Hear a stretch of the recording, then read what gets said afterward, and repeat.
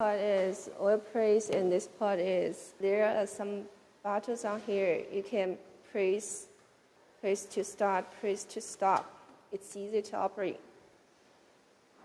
Here you put the seeds inside the feeder, and the seeds will went through into the press chamber, and here this oil will here to collect the oil. Yes. Here, and this part is where the cakes come out. The cakes come out from here. Yeah. And the crude oil, we have the oil pan to collect oil, and after the oil collect enough, we will let the oil went into the oil filter machine.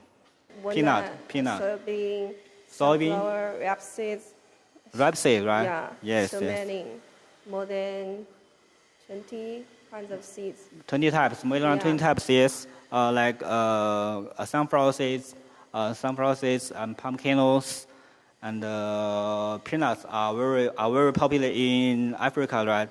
Yeah. Yes. As we can say, this is middle size.